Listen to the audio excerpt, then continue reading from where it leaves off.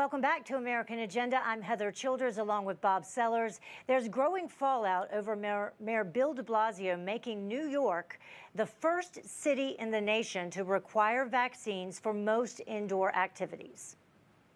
The only way to patronize these establishments indoors will be if you're vaccinated, at least one dose. The same for folks in terms of work. They'll need at least one dose. This is crucial because we know that this will encourage a lot more vaccination. Yeah, and by the way, Washington, D.C., it looks like the Attorney General in D.C. may be taking a step toward requiring them also in Washington, D.C. Wow. The mayor, by the way, of New York didn't stop there. Listen to what he had to say this morning about families with unvaccinated children. And hopefully soon our 5 to 11-year-olds will be eligible for vaccination on top of that. But we don't want to separate families. We want families to enjoy stuff together. Well, our panel is back to talk about this with us. And John, as promised, I'll start with you. What are your thoughts? Thanks, Heather. Well, as you know, I'm a practicing physician as well as a former congressman. And I highly recommend vaccinations. I think everyone should have them. I had vaccinations even though I had the virus itself, COVID-19.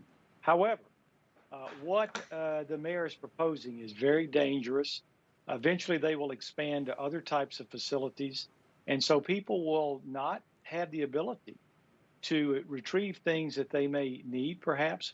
They will be blocked out of jobs.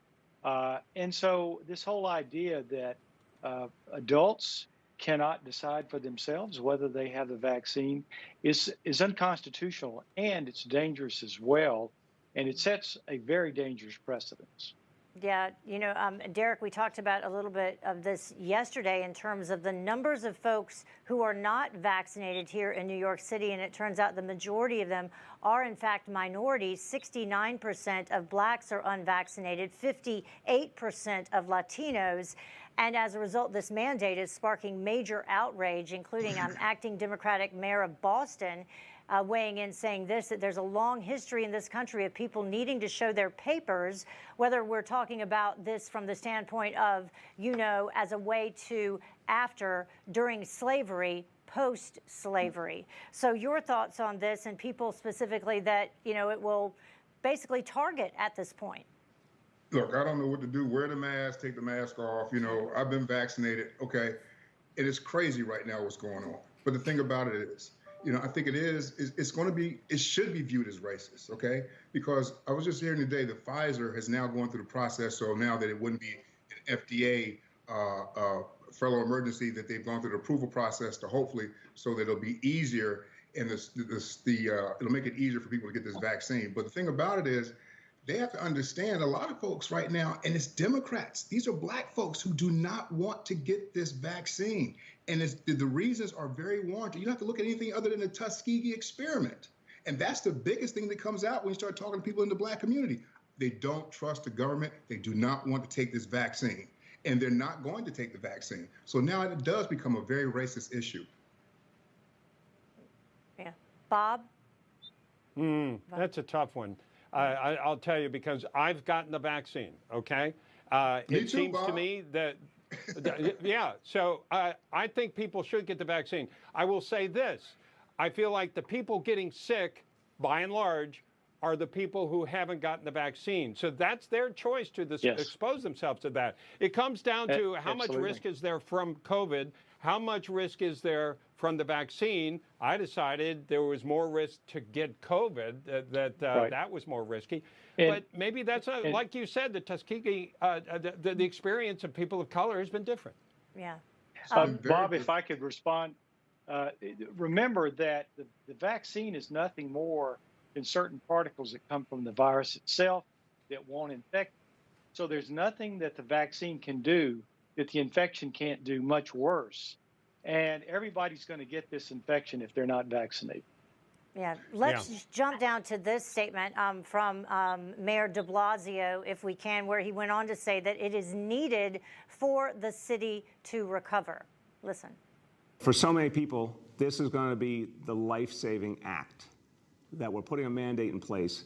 It's going to guarantee a much higher level of vaccination in this city, and that is the key to protecting people and the key to our recovery.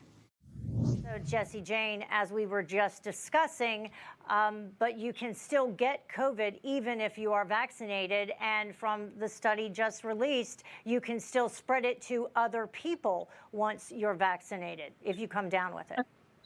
So the people that have been vaccinated who have contracted it do have a much higher rate of recovery, and the symptoms are milder. Let's put that out there. But I want to go back to this about the segregation of people despite race. You're looking now at many families having to decide, regardless of color, whether they keep their job or to support their families or not.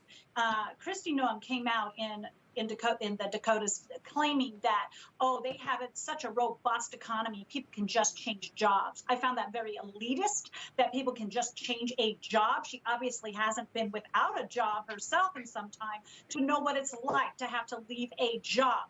You are now forcing people who do not want to have this vaccine to decide between being unemployed or working. And when you are pushing families into that position, I find that just an abomination that they're forcing people to make this decision when we do not even have an FDA-approved vaccine. We all have decided to take the vaccine, but it was based upon our decision with our doctors. That should not be the job of the government, let alone the mayors and governors of these states that are deciding what is best for you. That is not their decision.